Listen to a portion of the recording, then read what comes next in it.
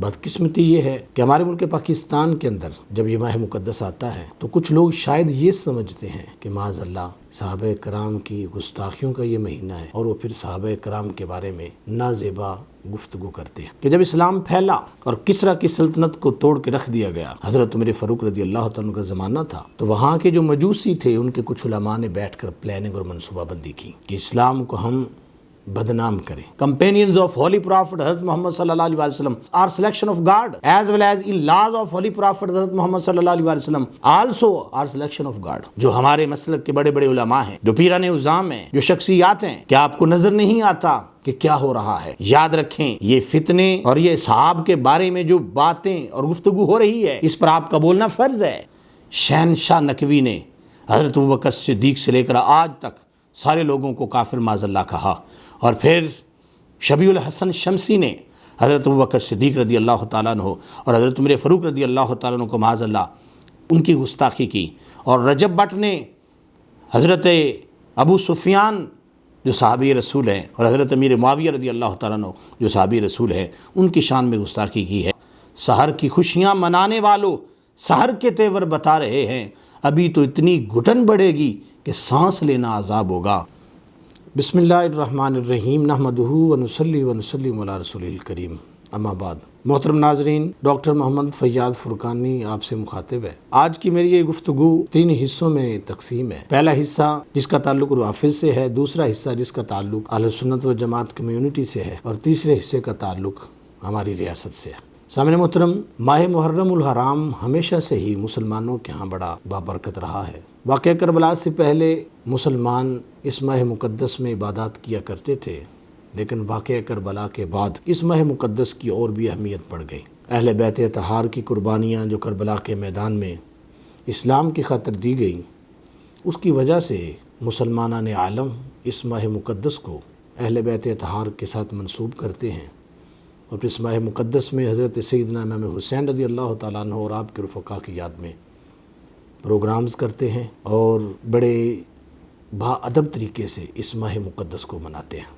لیکن بدقسمتی یہ ہے کہ ہمارے ملک پاکستان کے اندر جب یہ ماہ مقدس آتا ہے تو کچھ لوگ شاید یہ سمجھتے ہیں کہ معاذ اللہ صحابہ کرام کی گستاخیوں کا یہ مہینہ ہے، اور وہ پھر صحابہ کرام کے بارے میں نازیبا گفتگو کرتے ہیں. اصحاب رسول صلی اللہ علیہ وسلم پر اعتراض یہ 1-2 صدیوں کی بات نہیں ہے. اگر ہم تاریخ میں دیکھتے ہیں تو ہمیں یہ پتہ چلتا ہے، علامہ شہرستانی نے الملل والنحل کے اندر تبصرہ فرمایا کہ جب اسلام پھیلا اور کسریٰ کی سلطنت کو توڑ کے رکھ دیا گیا، حضرت عمر فاروق رضی اللہ تعالیٰ کا زمانہ تھا، تو وہاں کے جو مجوسی تھے ان کے کچھ علماء نے بیٹھ کر پلاننگ اور منصوبہ بندی کی کہ اسلام کو ہم بدنام کریں. اور اس چیز کو پھر الملل والنحل کے اندر لکھا گیا کہ انہوں نے بیٹھ کر کیا کہا، قالوا نجتہد فی ایقاء الخلل فی اسلامہم فتعملوا فلم یجدوا فی امور الشریعۃ نقصانا فقالوا لا سبیل لنا الا نقول ان ابا بکر ظلم علیا وفاطمہ فوقعت تفرقۃ من ذلک. وہ کہنے لگے کہ ہم اسلام کے اندر خلل ڈالنے کے لیے کوئی ایسا پہلو تلاش کرتے ہیں اسلام میں جس کی وجہ سے اسلام بدنام ہو جائے. انہوں نے جب کوشش کی تو کوشش کے بعد انہیں کچھ نہ ملا، تو کہنے لگے کہ ہمیں تو کچھ مل نہیں رہا. تو ان کے آگے منصوبہ بندی کا یہ حصہ تھا، کہنے لگے کہ اگر کچھ نہیں مل رہا اسلام کے اندر تو پھر اس طرح کرو کہ یہ کہنا شروع کر دو کہ ابوبکر صدیق رضی اللہ تعالیٰ عنہ نے حضرت علی المرتضیٰ شیر خدا اور حضرت سیدہ فاطمہ الزہرا رضی اللہ تعالیٰ عنہ پر ظلم کیا ہے. تو اب جب انہوں نے یہ بات شروع کی تو پھر لوگوں کے اندر تفرقہ پیدا ہو گیا، اور پھر یہاں تک کہ صحابہ کے خلاف گفتگو ہونا شروع ہو گئی. اسی لیے تبصرہ کرتے ہوئے الملل والنحل کے اندر یہ لکھا گیا کہ ان الروافض مجوس هذه الامہ، کہ روافض اس امت کے مجوسی ہیں، کیونکہ اس پر دلالت کرتا ہے نبی علیہ السلام کا وہ فرمان کہ سرکار نے فرمایا القدریۃ مجوس هذه الامہ، کہ جو قدری ہیں وہ اس امت کے مجوسی ہیں. تو میرے بھائیوں، صحابہ کرام پر یہ جو طعن و تشنیع ہے یہ ایک بڑی پلاننگ اور منصوبہ بندی کے ساتھ ہوئی، اور پھر یہ ایک سلسلہ چلتا رہا یہاں تک کہ محبوب علیہ السلام نے اس کے بارے میں پہلے ہی ارشاد فرما دیا تھا. حدیث پاک کے اندر یہ بات موجود ہے، قال رسول اللہ صلی اللہ علیہ وسلم ان اللہ تبارک و تعالی اختارنی واختار لی صحابہ فجعل لی منہم وزراء وانصارا واصحارا فمن سبهم فعلیہ لعنۃ اللہ والملائکۃ والناس اجمعین. ہمارے محبوب علیہ السلام ارشاد فرماتے ہیں کہ اللہ نے اپنے لیے مجھے چنا، اور پھر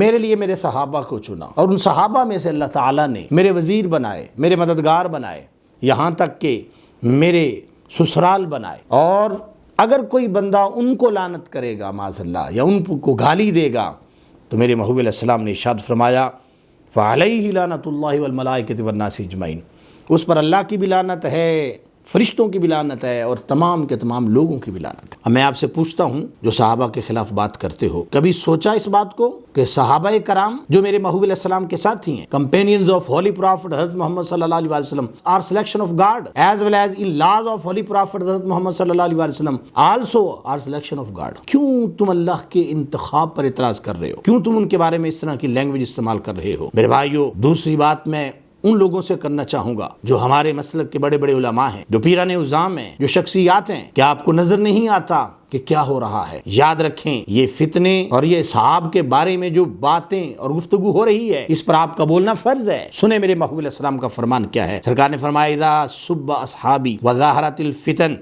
فعلی العالم ان یظہر علمہ فإن لم یفعل فعلیہ لعنۃ اللہ والملائکۃ والناس اجمعین ولا یقبل منہ صرفا ولا عدلا۔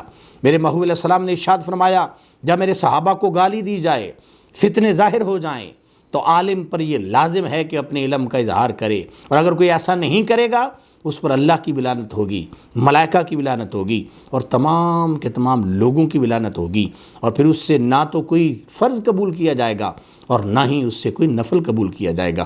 ابن عساکر کے اندر بھی ہے، مکتوبات امام ربانی میں مجدد الافسانی رحمۃ اللہ علیہ نے بھی اس کو ذکر کیا ہے۔ میرے بھائیو، بولو اے علماء کرام، اے وہ لوگ کہ جو حکومتی عہدیداروں کے ساتھ بیٹھتے ہیں، ہمارے مسلک کے وہ افراد جو امن کمیٹیوں میں ہیں، بھائی بولو، تمہاری زبان ہے، بول کر بتاؤ کہ کیوں محرم الحرام کے اندر صحابہ اکرام کی شان میں گستاخیاں کی جاتی ہیں۔ اور آخر میں اپنی ریاست کو مخاطب کر کے کہتا ہوں، ریاست ماں کی حیثیت رکھتی ہے۔ اس ملک کے اندر اگر یہی صورتحال رہی تو آنے والے دنوں میں حالات خراب ہو سکتے ہیں۔ یہ ملک بنا ہی صحابہ کی عزت کے لیے ہے، صحابہ کے احترام کے لیے ہے۔ اور پھر میں پوچھتا ہوں، where is intelligence agencies, where is CCD؟ اور میں یہ بھی کہنا چاہوں گا CCD بہت اچھا کام کر رہی ہے کہ جو اس ملک کے اندر لوگ بدماش قسم کے ہیں ان کو کیفر کردار تک پہنچا رہی ہے۔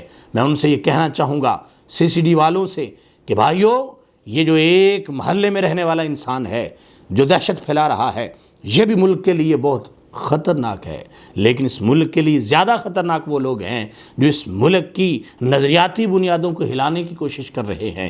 CCD ایکشن لے اور ایسے لوگوں کو پکڑے جو لوگ صحابہ کرام کے بارے میں بات کر رہے ہیں، معاذ اللہ ان کی شان میں گستاخیاں کر رہے ہیں۔ اور پھر جب ہمارے ملک کا قانون موجود ہے، واضح طور پر ہمارے ملک کے اندر لا سیکشن 298A وہ کیا ہے؟ وہ صحابہ کرام کے بارے میں ہے۔ Section 298 of the Pakistan penal code deals with the use of derogatory remarks اور expressions regarding holy personage, specifically the wives of Holy Prophet Hazrat Muhammad sallallahu alaihi wasallam, family members of Holy Prophet Hazrat Muhammad sallallahu alaihi wasallam, and righteous caliph Khulafai Rashidin and companions Sahaba Karam of Holy Prophet Hazrat Muhammad sallallahu alaihi wasallam. The section originally added by Penal Code Ordinance 1980. میرے بھائیو، جب یہ قانون ہمارا موجود ہے اور صحابہ کرام کی عزت کو تحفظ دینے کی بات کرتا ہے، تو کیوں پھر اس ملک کے اندر شہنشاہ نقوی نے حضرت ابوبکر صدیق سے لے کر آج تک سارے لوگوں کو کافر معاذ اللہ کہا، اور پھر شبیع الحسن شمسی نے حضرت ابوبکر صدیق رضی اللہ تعالیٰ عنہ اور حضرت عمر فاروق رضی اللہ تعالیٰ عنہ کو معاذ اللہ ان کی گستاخی کی، اور رجب بٹ نے حضرت ابو سفیان جو صحابی رسول ہیں اور حضرت امیر معاویہ رضی اللہ تعالیٰ عنہ جو صحابی رسول ہیں ان کی شان میں گستاخی کی ہے۔ میں کہتا ہوں، اے ریاست تو کہاں ہے؟